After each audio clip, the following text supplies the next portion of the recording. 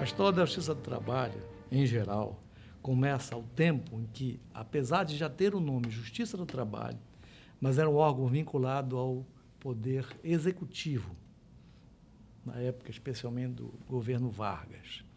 Somente em 1946, pela Constituição de 46, é que esse órgão, que era do Poder Executivo, passou para o Poder Judiciário.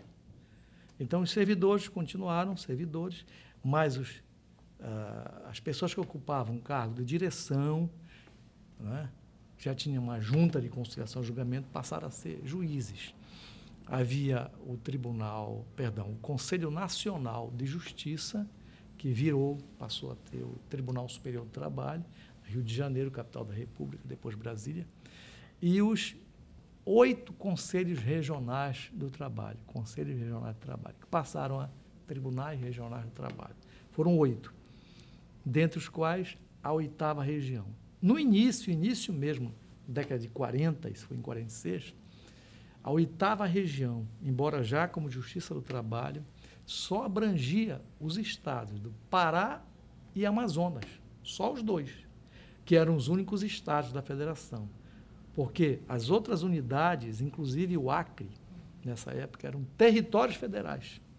Então, os territórios federais do Acre, Guaporé, que virou Rondônia, Rio Branco, que virou Roraima, e do Amapá, né? Todos eles, hoje estados, eles eram territórios federais na década de 40, né? E até grande parte depois da década de 50 e até 60, até perto da década de 80, alguns ainda eram territórios. Eles ainda pertenciam, como territórios, à primeira região, que era Rio de Janeiro, por ser a capital da República. Então, é Distrito Federal e territórios federais.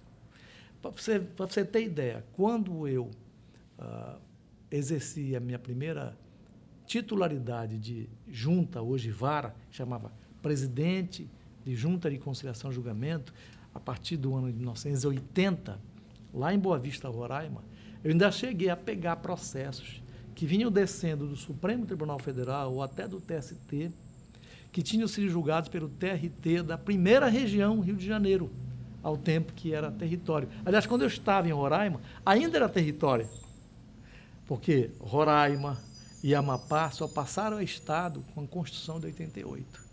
Entendeu? Muito bem. Mas na década de 60, mais ou menos nessa época, por aí assim, esses territórios passaram à 8ª região. Então, a 8ª região passou a compor um território de praticamente 2/3 do Brasil. 3 fusos horários. Belém, um fuso horário, Manaus, um fuso horário, e o Acre, outro fuso horário. Então, quando eu entrei na Justiça do Trabalho, dia 6 de abril de 1973, a 8ª região era Pará, Amazonas, Amapá, Rondônia, Acre e Roraima. Era toda essa área territorial. De tal forma que, quando a gente era juiz substituto e outros, eu fiquei 6 anos e meio juiz substituto. Não é?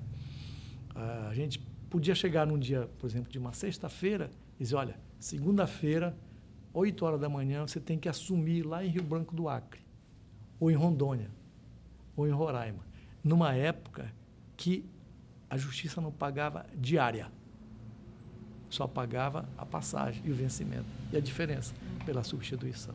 Tudo isso dentro de uma história. Muito bem. A divisão, a primeira divisão. A Justiça do Trabalho foi criada pelas 8 regiões, antigos conselhos regionais do trabalho, passaram pela Constituição de 46 a tribunais regionais do trabalho, e a primeira região nova que surgiu foi a 9ª região.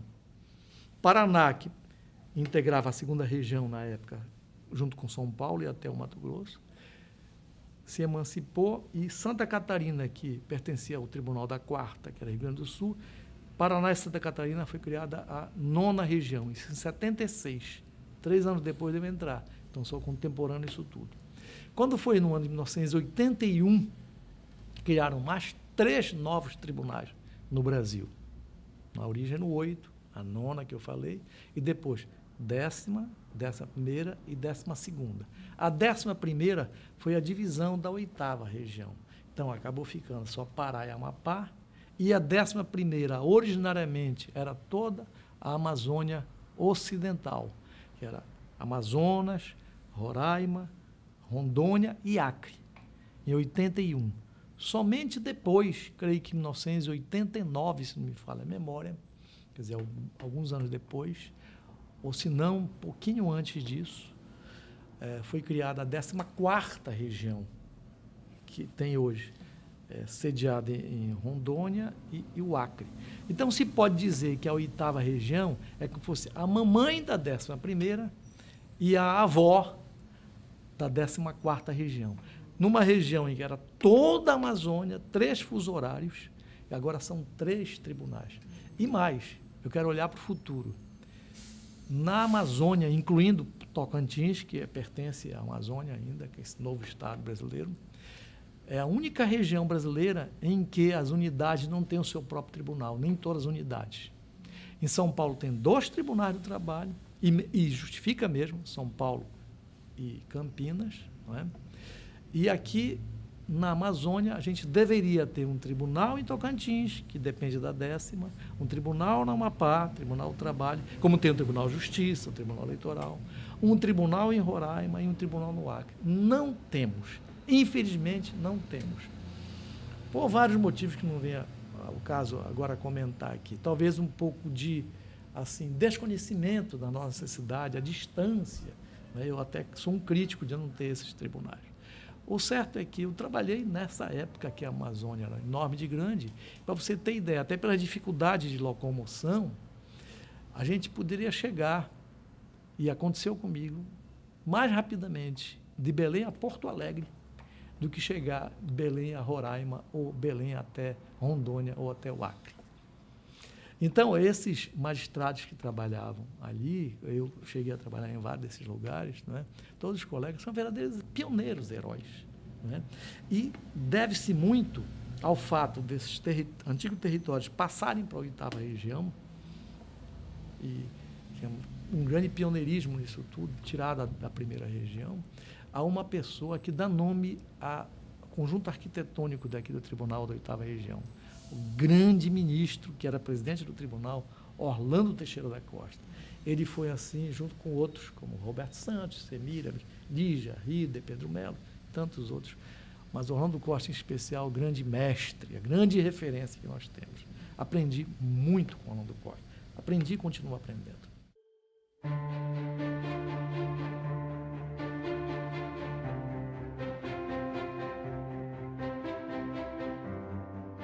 Quando eu entrei em 73, no ano abril de 73, a 8ª região, que já era toda a Amazônia, fora de Belém, que tinham apenas 6 juntas. Aliás, há pouco tempo, 1 ou 2 anos antes, eram só 3 em Belém. Assim, quando eu entrei, fazia 1 ano que tinha criado mais 3. Eram 6 em Belém. Em Manaus, só 3. Depois, uma outra 4ª. Nessa época, no ano que eu entrei, só para dizer, porque logo depois foram criadas as outras, aqui no Pará só tinha aí Capanema e Santarém, só e nada mais. E no Amazonas tinha, além da capital Manaus, Parintins e só em nada mais. No ano que eu entrei mesmo, já havia projeto de lei, ou já aprovado, mas ainda não instalado, nesses lugares todinhos não havia nenhuma junta de conciliação e julgamento naqueles territórios. E aqui no Pará só em 2 cidades e no Amazonas em 1 cidade apenas. Mas depois foram criadas de uma vez só, assim, umas 11 juntas, o que é muito, para nós de carreira, é interessante, porque dá a movimentação, dá promoção e tudo mais. Então, eu me lembro ainda como se fosse hoje, quando foram instaladas, criadas as juntas de Macapá, Rio Branco, Rondônia, Roraima já foi no segundo momento, Itacoatiara, Abaetetuba, Castanhal, tudo estou lhe falando de cabeça, porque o que acontece naquela ocasião? Quando não havia junta de conciliação e julgamento, hoje vara, naquela localidade, bom, cada vara ela tem uma jurisdição que é a sede do município e atinge outros municípios ali na redondeza. E é um detalhe interessante que você perguntou, porque tem uma historiazinha para contar.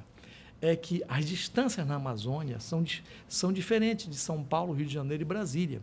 Então, você criar ali em Brasília e Rio de Janeiro uma legislação dizendo assim, uma junta só pode ter uma jurisdição até uma circunferência de tantos quilômetros. Isso pode valer lá para o sul, mas centro-oeste e norte não dá para colocar. Então, o que acontece? Tinha algumas juntas de conciliação e julgamento, como a de Santarém. Vou dar o exemplo de Santarém, porque eu trabalhei muito lá. Eu sou nascido em Santarém e trabalhei muito lá. Na época que eu entrei, a jurisdição de Santarém era o que é hoje a junta de Santarém, com a jurisdição que ela tem, pegando o que hoje é de Itaituba, Óbidos, pegava até Umeirinha aqui, quase perto de Altamira até. Pegava grande parte do estado do Pará. Você sabe que nós temos no Pará, alguns municípios são maiores do que alguns países do mundo. Então, a lei não permitiria isso. Mas o doutor Walter Orlando Costa, diz, olha, é melhor você ter uma jurisdição trabalhista certa do que fazer aquilo que a Constituição permite mesmo, onde não tem junta de conciliação e julgamento, ou nem abranja a sua jurisdição por outros municípios vizinhos, quem responde pela jurisdição trabalhista é o juiz de direito. Acontece que o juiz de direito, diferente do juiz de direito que exerce a jurisdição eleitoral, na eleitoral ele ganha uma gratificação. Na trabalhista, eles exerciam gratuitamente, sem ganhar a gratificação, quer dizer, não havia o estímulo. Trabalhar sem receber um estímulo. Outro, eles não eram especializados, porque a trabalhista é muito especializada. Não é? Além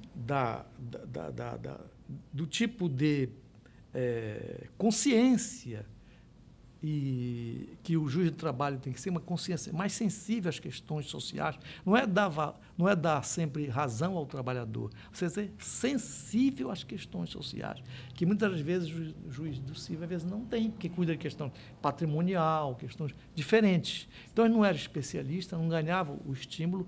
Então, as questões retardavam, o juiz não estava atualizado com a jurisprudência, com a legislação, não tinha o contador para fazer os cálculos, não tinha os classistas para auxiliar na conciliação, não tinha estrutura e era muito difícil. Então, eu me lembro ainda que a jurisdição trabalhista de Tomé Açu, de Altamira, de Marabá, grande parte do sul do Pará, não tinha jurisdição, era o juiz de direito, porque nenhuma vara atingia até aquela localidade. Hoje não, parece que o estado do Pará, o que eu saiba, já está coberto pela jurisdição trabalhista e algumas jurisdição bem ampla, digamos assim. Isso é trabalho do pessoal que vem lá de trás, das administrações anteriores e que as atuais foram mantendo, né?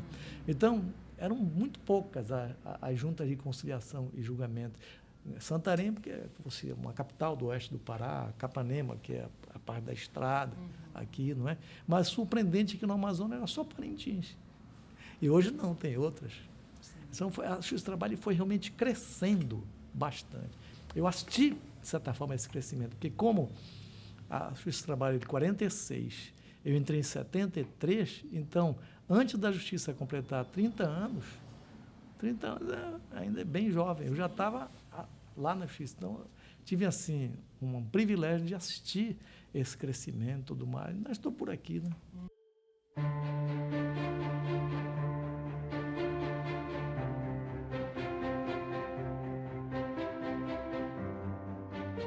Acontece o seguinte, eu tomei posse na presidência do tribunal em dezembro de 1998. Na mesma data, aqui no tribunal, eu tomei posse também como presidente do colégio de presidentes e corregedores de todos os tribunais de trabalho do Brasil. Não é? Quer dizer, tinha, não só para administrar o tribunal, como do colégio de todos os presidentes. Na nossa segunda reunião, assim, logo no início do ano, nós estávamos em Porto Alegre e assistimos, meio surpresos pela televisão, um determinado parlamentar no Senado propondo a extinção da Justiça do Trabalho. Naquela época, se discutia muito sobre a reforma do judiciário. Não é? E a pessoa, ao invés de reformar, uma coisa paralela que aconteceu foi a proposta de extinção da Justiça do Trabalho. Por várias causas, que talvez não vem ao caso de tratar aqui.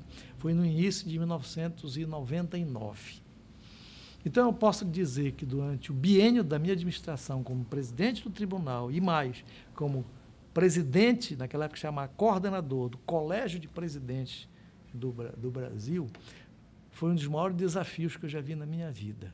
Porque enquanto hoje, se a pessoa pode lutar para obter um reajuste, para não perder alguma vantagem, problemas orçamentários que nós estamos vivendo, naquele momento era uma coisa de morte. Acabar com a justiça do trabalho. Porque ela, certamente, o principal motivo é que ela estava incomodando. Então, você mata a galinha dos ovos de ouro.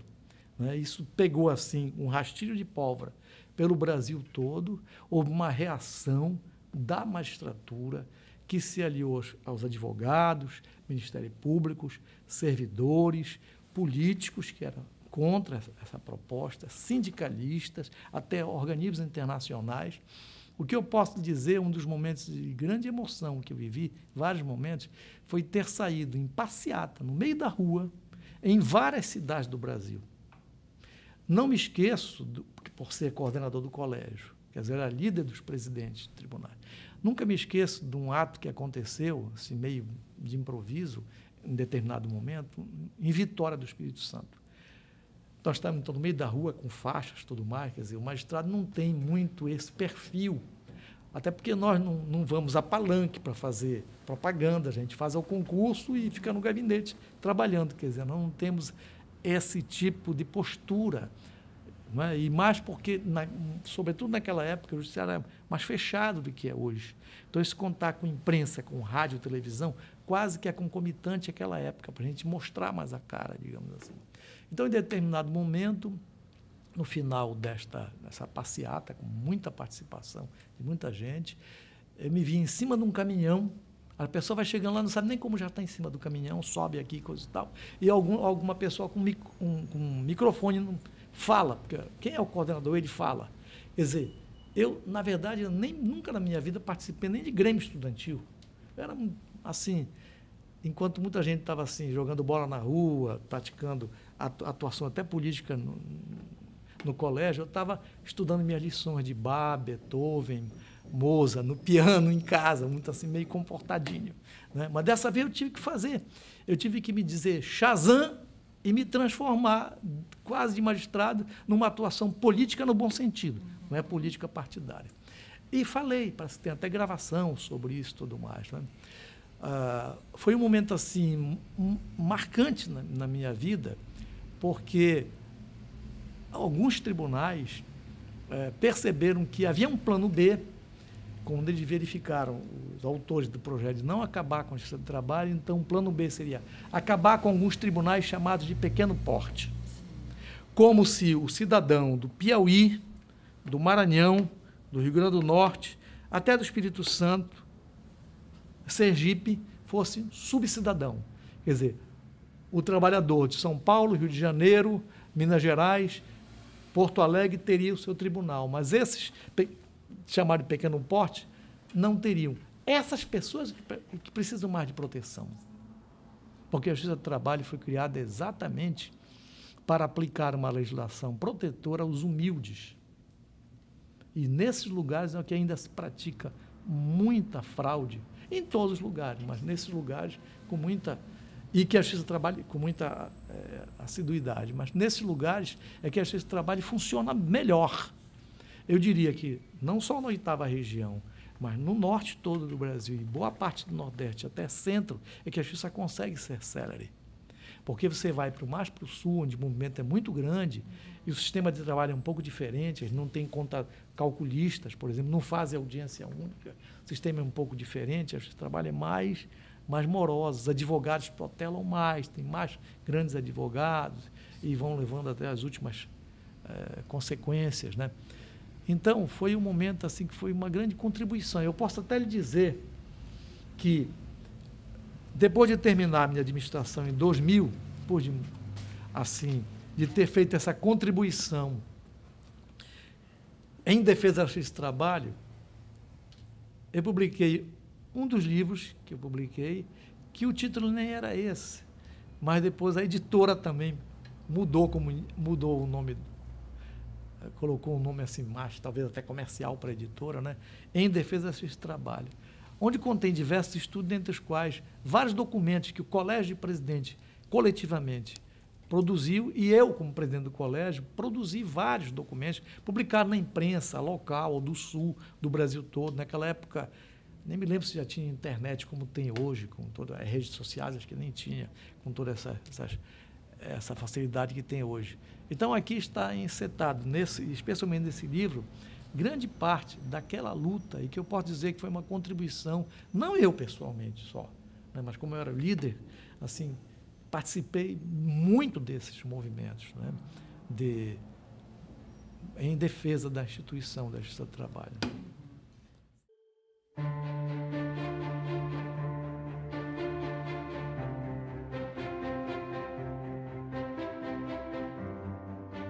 Repare só, era o ano de 1976, eu tinha 3 anos de justiça, era juiz substituto. Eu trabalhei no primeiro grau, como substituto e titular, 20 anos para poder chegar ao tribunal. As pessoas, às vezes, que já me conhecem aqui, pensam, não, ele chegou aqui de repente. Não, mas foram 20 anos, né, sendo 7 no interior, para poder chegar ao tribunal, 20 anos substituto e titular. E eu tinha, assim, 3 anos de magistratura, quer dizer, muito jovem ainda, de idade e de experiência. Quando eu fui atuar, ainda como substituto, em Abaetetuba. Naquela época, a jurisdição de Abaetetuba pegava outros municípios que hoje não tem. Muito bem, então me deparei com um processo que está muito tumultuado, assim, uma série de incidentes no processo, né? Certamente porque talvez a parte reclamada já desconfiava que haveria alguma coisa muito feia naquele processo. E a colheita das provas me deu a seguinte percepção. Essa pessoa que veio reclamar era neto e filho de alguém que trabalhou no mesmo sistema, que a gente chama escravidão por dívida. E mais ou menos assim, falando muito simples, a pessoa vai trabalhar, no caso era uma pessoa que tinha um engenho, uma fazenda também, engenho, compra um rancho, deixa para a família e a pessoa vai trabalhar nos primeiros meses para pagar aquele rancho que deu para a família. E a pessoa nunca consegue ter crédito, sempre fica com débito a vida inteira, a ponto que a pessoa nunca pegou em dinheiro. E você pode imaginar hoje em dia, é mentira, o cara nunca viu dinheiro na vida dele, eu posso lhe afiançar. Ficou demonstrando esse processo que ele nunca viu dinheiro. Não é você falar, hoje em dia é bem mentira isso, a pessoa nunca tinha visto dinheiro. Isso aconteceu desde do avô, do pai e ele. Aconteceu esse tipo de coisa. E eu levantei esse tipo no processo. Essa sentença me deu muito trabalho, porque eu tive que fazer uma retrospectiva na legislação, na doutrina da jurisprudência, em 1941. O que é 1941? Antes da CLT. Então, qual era a norma de regência, a norma jurídica que regia aquela situação? Pois veio, primeiro Estatuto do Trabalhador Rural, 1963, tempo do João Goulart. Depois o outro, de 1973, ainda na época braba, chamava Revolução. E na época que eu dei a decisão, tinha saído essa última lei de trabalho rural, mas não tinha saído o regulamento, que dizia muita coisa. Então, eu estava assim num vácuo. Como é que eu vou decidir sem haver uma norma expressa sobre o assunto? Eu tive, então, que criar. Eu me lembro que eu ia daqui para Abaetetuba, passar os fins de semana aqui em Belém. Fim de semana significa sexta-noite para diante, sempre fazer audiência todos os dias. E a minha mulher sempre me acompanhou, a gente ia de balsa, porque não tinha esse negócio de alça viária, não tinha isso, de balsa, que eu pegava o ônibus, ia sempre lendo. A minha mulher, o que continua lendo? Aí não para de ver esse tipo de coisa. Eu adiei 2 vezes ou 3 essa sentença. A sentença acabou saindo com mais de 100 páginas, não que eu quisesse, porque eu vinha relatando tudo aquilo, digamos, me chamou muita atenção, e eu fiquei tão impressionado com o caso que eu queria escrever tudo aquilo que eu tinha apurado. E, enfim, para resumir, eu soube que esse processo depois foi descoberto pela Associação Nacional dos Magistrados Trabalhistas da Justiça do Trabalho, a ANAMATRA, e lá foi na ANAMATRA, levantamento, a visão que eles têm nacional, é que esta aqui teria sido a primeira sentença sobre trabalho escravo dada na Justiça do Trabalho, que é esse processo que levou o número lá na origem, 91/1976. E foi uma reclamação feita por um analfabeto, como era o pai, como era o avô, uma reclamação que não tinha, em 76, indenização por dano moral, porque naquela época se falava na doutrina, mas não havia previsão na lei, e essa pessoa quando ele chegou na justiça para reclamar, é que ele foi saber que existia um tal de aviso prévio, 13º, e nem sabia se tinha direito às férias e tudo mais. E a gente foi orientando, foi uma audiência um pouco longa, teve vários incidentes no processo, e a sentença, quando eu folhei, que eu já folhei algumas vezes, e vejo minha letrinha aqui com carimbo, juiz de trabalho substituto, a minha assinatura é quase desenhada, eu verifico datilografado. E eu sempre fui muito exigente, sou hoje. O cidadão errou uma vírgulazinha, não podia deletar, tinha que rasgar, começar tudo de novo, que não podia borrar também. Então, o cidadão que datilografou isso daqui, eu adiei acho que 2 ou 3 vezes, eu prometi para mim mesmo, sem que ele soubesse, ia baixar uma portaria de elogio, porque ele ficava até de madrugada. E eu ficava mudando, alterando aquele negócio. Você quer fazer a coisa perfeita. Sabe como é rascunho? Mexe de novo para cá. Eu sou um cara que mexe muito nas coisas. Acho que você sabe disso. Muito bem, então, só que depois eu quis elogiar esse rapaz, e ele não estava mais lá. Depois que eu cheguei aqui, há algum tempo, fiz contato com ele, tentei fazer contato, ele faleceu. Eu digo, mas será que eu matei o funcionário? Não, também não é assim, né? Não, foi um mal súbito que ele teve, alguma coisa assim, né? Mas deu muito trabalho para fazer essa sentença. E depois houve recurso para o tribunal confirmou, por maioria de votos, sinal que houve muito debate. O relator aqui no tribunal foi o doutor Roberto Araújo Oliveira Santos, que ele, em determinado momento, diz assim, vou tirar meu óculos, e diz assim, o enquadramento do reclamante como safrista tarefeiro responde convenientemente aos modelos legais. Eu estou Roberto Santos aqui no tribunal. Ele foi revisor, ele abriu a divergência e prevaleceu o entendimento para confirmar a sentença. As outras questões que não a relação de emprego foram, outros sim, bem examinadas e julgadas. Aí ele fala e ele faz uma admoestação para mim, e eu vou explicar a razão. A única restrição de caráter meramente formal, está aqui no acordo, que a sentença, que era minha, estaria a merecer, reside em sua inusitada extensão. O digno prolator da decisão esqueceu o conselho da magistratura experiente. É a concisão com clareza e não a clareza da extensão que torna as sentenças ainda mais próprias e belas. Aí ele cita aqui coisa e tal. Ainda assim, percebe-se na dimensão da peça decisória o esforço lúcido e a aplicação do ilustre prolator. Depois eu fui chamado pelo doutor Orlando Costa, um tempo depois, Malheiros, você deu uma sentença de mais de 100 páginas lá, datilografado com carbono. Você sabe o que aconteceu? Você acabou com o estoque de papel do semestre inteiro da junta. Você querer escrever uma coisa dessa, publica um livro, publica a nossa revista, coisa e tal. Porque eu estava numa época, como ainda estou, mas claro, agora eu tenho mais experiência, eu escrevia muito. Eu tinha uma fama de escrever demais, coisa e tal. Sabe por quê? Porque 3 coisas eu adoro: música, magistério e magistratura. Então, nessas produções, nessas atividades de magistrado, de professor e de magistratura, eu procuro fazer tudo com muita intensidade. Eu vibro no que eu estou fazendo, entende? Quando eu profiro uma decisão, parece que aquela decisão, para mim, é aquela decisão da vida da pessoa, ou das pessoas envolvidas. Eu não sei fazer a coisa burocraticamente, apenas para me livrar.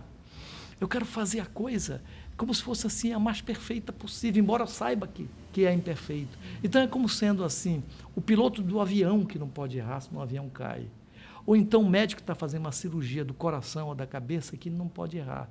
Agora vem o drama, a gente sabe que pode errar, porque a gente é falível, ainda mais num colegiado, pode ser vencido.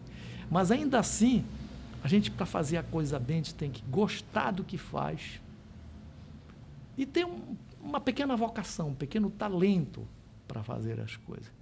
Então, eu era jovem na ocasião, escrevi bastante, talvez hoje não escrevesse tudo aquilo, porque para os que eram experientes alguma coisa parecia óbvia, para mim era uma descoberta, porque eu era novo e coloquei tudo ali, todas as pesquisas que eu tinha feito. Era um processo diferente, né? Trabalho escravo. Eu nunca tinha me defrontado com uma situação dessa. Para mim, eu nem imaginava que ainda pudesse haver uma situação assim de trabalho escravo, como infelizmente temos até hoje.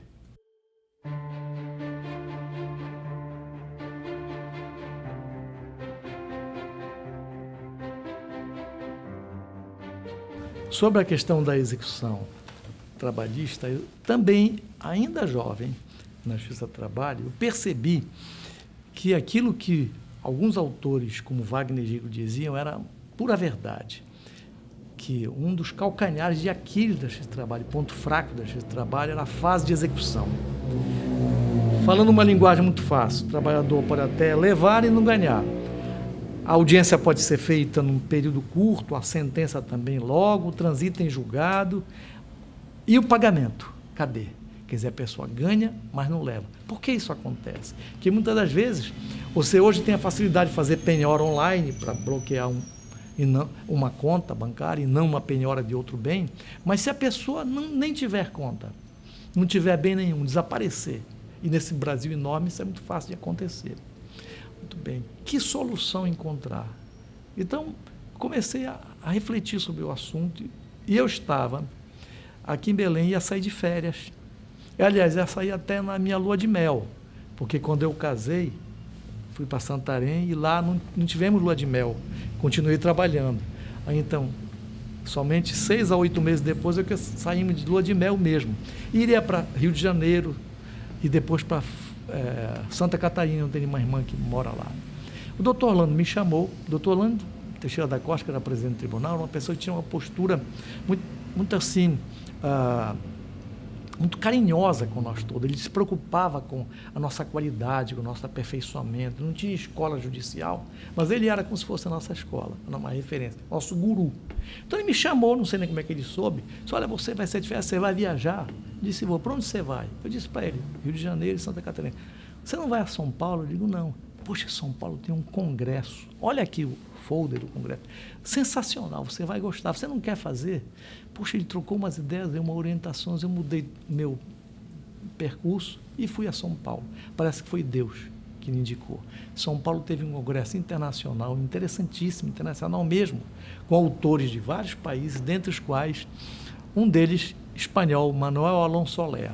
Neste ano de 76, a Espanha tinha criado um sistema que até hoje existe com sucesso, e não é só na Espanha que tem. Lá na Espanha eles chamam Fundo de Garantia Salarial. Fundo de Garantia Salarial. Funciona mais ou menos assim lá na Espanha. O trabalhador reclamou matéria que diga respeito a salário, ganhou, ainda que a empresa recorra, ele pode levantar aquele valor. Se o tribunal confirmar, ele já recebeu. Se o tribunal reformar, ele vai ter que devolver. Só que aqui no Brasil é meio complicado de fazer isso. Então, o cara desaparece, que é meio complicado, um país muito grande. Então, comecei a refletir sobre o tempo, passei tempos, troquei ideias, coisas e tal. Quer dizer, a coisa não nasce instantânea. Vem assim, apenas a ideia originária e depois vai se desenvolvendo.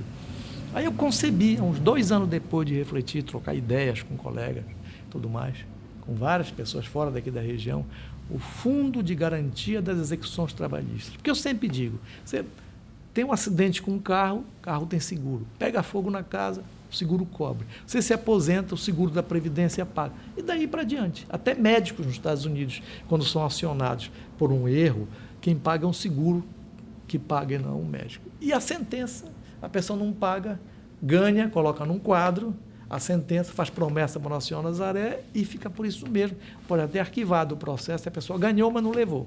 Eu acho que é uma grande frustração, até uma desmoralização para a justiça. Então, esse fundo foi proposto por volta de 1978. Em 1979, primeira vez, publiquei um trabalho inicial sobre esse assunto. Essa ideia do Fundo de Garantia das Execuções Trabalhistas, que a gente conhece como FUNGET, ele foi aprovado em vários congressos nacionais, ou só da Justiça do Trabalho, em vários lugares, foi aprovado. E, finalmente, depois de muito trabalho, ele foi incorporado à Constituição. Na Emenda Constitucional 45 da Reforma do Judiciário, ele está no artigo da emenda, artigo 3º, o Fundo de Garantia da Execução Trabalhista, para ser regulamentado por lei, desde 2004. Você faz as contas, então, quantos anos? 12 anos, 2004, 12 anos. E até agora não foi, infelizmente, regulamentado. Existem 3 projetos lá no Congresso Nacional, mas você sabe, muitas vezes projetos demoram e tudo mais. Ainda mais quando é interesse do trabalhador, aí demora muito mais. Parece que não tem uma boa vontade de legislar as coisas que digam respeito ao trabalhador. Eu penso assim. Então, depende de regulamentação. Já está previsto na emenda constitucional, quer dizer, tem nível constitucional, artigo 3º da emenda constitucional 45, de 2004, a reforma do judiciário, e a respeito desse assunto, primeira vez que eu escrevi esse artigo e alguns outros, publiquei um livro sobre diversos assuntos, dentre os quais este, Reforma da Execução Trabalhista, onde consta o estudo pioneiro, depois outros artigos que eu escrevi, fiz palestras sobre isso, o Fundo de Garantia da Execução Trabalhista. É uma contribuição. Claro que não é uma panaceia que vai resolver completamente, mas se a empresa desaparecer, o fundo paga para o trabalhador, depois o fundo assume e vai procurar a empresa, mas o trabalhador já recebeu, o que facilita muito a vida do trabalhador, porque ele vai ganhar e vai levar, mas tem que ter cautelas para não haver fraudes, conluio, etc.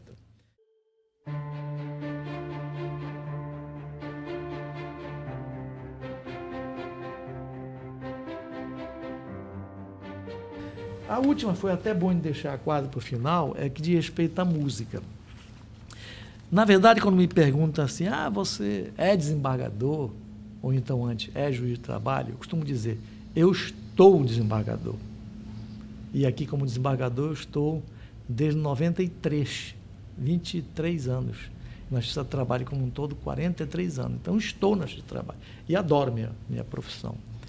Mas eu entrei por concurso, eu não nasci magistrado, não era meu sonho de infância. Eu acho que pouca gente com criança, você pergunta, quer ser o quê uma criança? Quer ser professor, quer ser médico, mas dificilmente eu quero ser juiz. Não tem que ser filho de juiz, quem sabe? E talvez nem vá ser, porque ele vai ver que o pai trabalha tanto que pode ser até, digamos, um ponto negativo. Poxa, meu pai não me dá atenção, quase, que a gente não tem tempo. É muito trabalho. Muito bem, mas então meu sonho de infância, de criança, porque eu já nasci numa família de músicos desde o tempo do meu avô, era ser músico. O meu sonho, grande sonho, era ser maestro de orquestra. Aí depois, percorrer mundo, coisa e tal, regendo uma orquestra. Mas depois eu fui estudar piano em São Paulo, o início era com meu pai, tive um curso intensivo de piano, disse, vou ser pianista, coisa e tal. Meu sonho é em cima do piano. Jamais sonhei entrar na magistratura, muito menos trabalhista. Mas a gente nunca sabe, a vida leva eu, né, acabou me levando para o direito, um curso superior de direito, e acabei entrando na magistratura, que é uma outra história, eu me apaixonei por esse trabalho.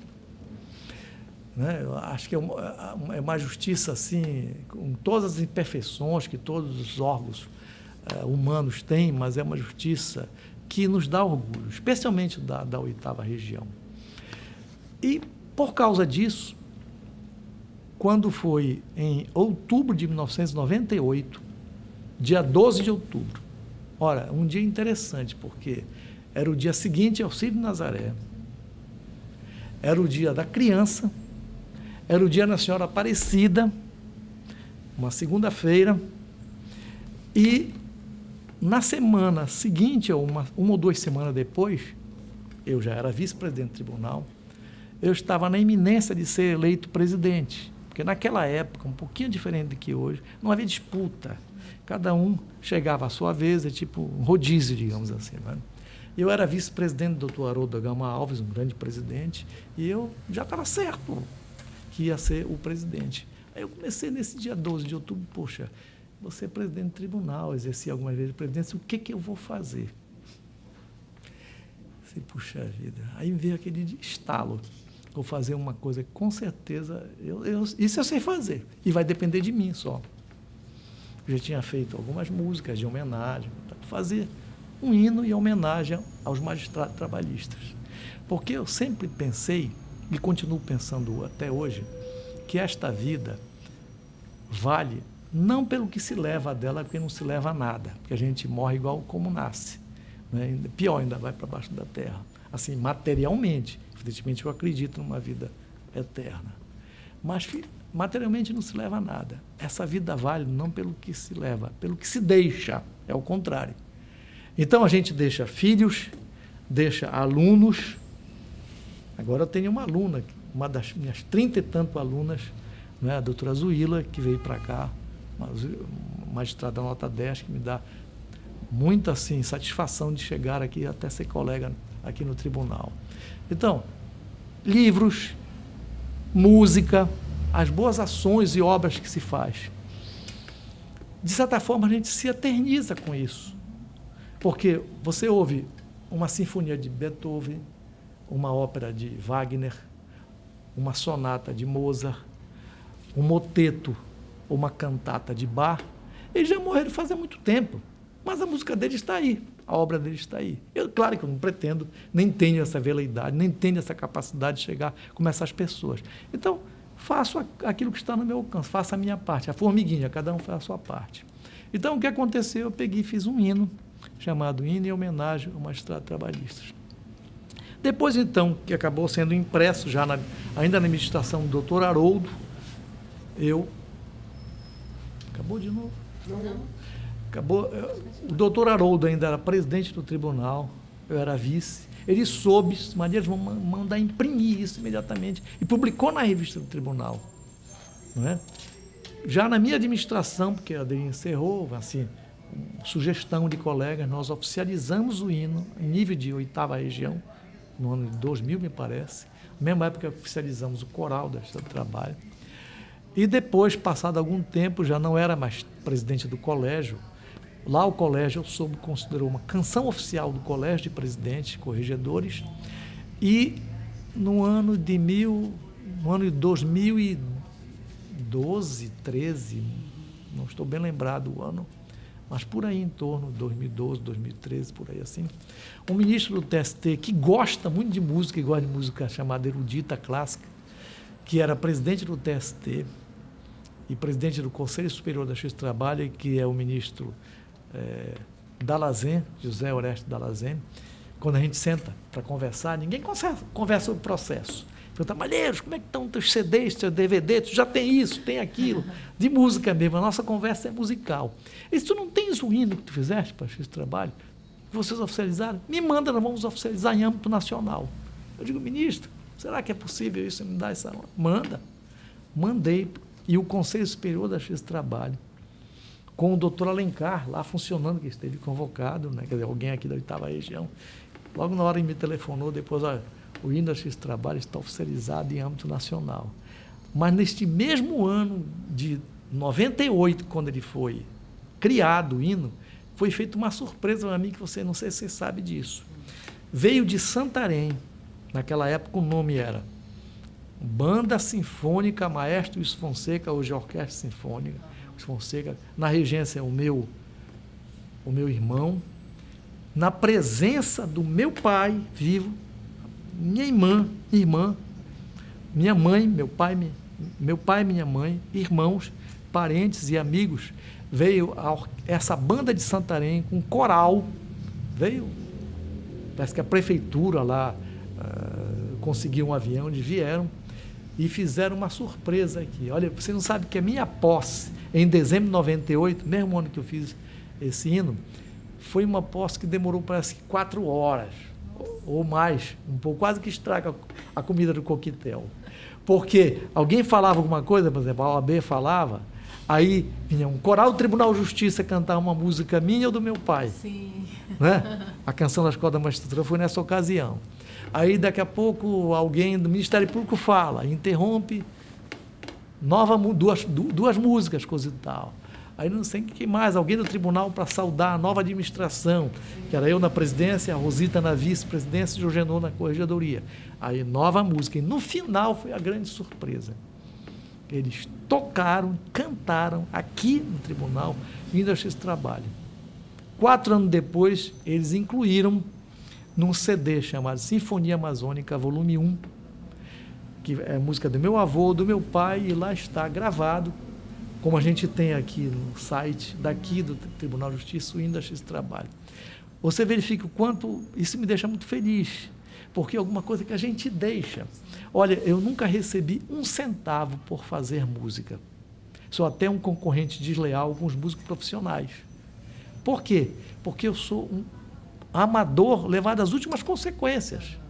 Porque não sou amador porque amo realmente música, como porque não posso exercer atividade e teimosamente continuo fazendo música. Já são mais de 1000 hinos, são quase 90 hinos desse trabalho. E esse é um dos primeiros, tinha uma meia dúzia de hinos. Coisa tal. Antes eu tinha feito hino de justiça itinerante, quando eu estava em Abaetetuba e tudo mais. Né? Então, ele diz mais ou menos assim no início: sempre em busca de um grande ideal, no caminho do justo e da lei. Seja a meta atingir afinal tudo aquilo que um dia sonhei. As pessoas que leem até aqui imaginam que quem sonhou fui eu. Na verdade, quem está sonhando é o trabalhador. Salve, ó deusa da nossa esperança, a panágio do trabalhador. Quem confia em ti não se cansa, vê na paz tua chama de amor. Não se cansa, que não precisa esperar 10 anos, 15 anos, porque ele tem logo a celeridade. Então, fui pensando nessas características da justiça, o que é que eu vou deixar? Eu vou deixar uma música. Porque se eu vou construir um edifício, ele pode pegar fogo, pode ruir, pode desaparecer, pode ser desapropriado. Enfim, muita coisa pode acontecer. Então, algumas obras imateriais são as obras que eu acredito. Isso pode ser até uma ingenuidade. Eu, com essa idade, estou sonhando. Sabe o que acontece? Eu nunca parei de sonhar. E para você fazer uma música, você tem que sonhar um pouco. Tem que sonhar com a felicidade das pessoas. Então, é aquilo que eu disse. Viva a justiça do trabalho.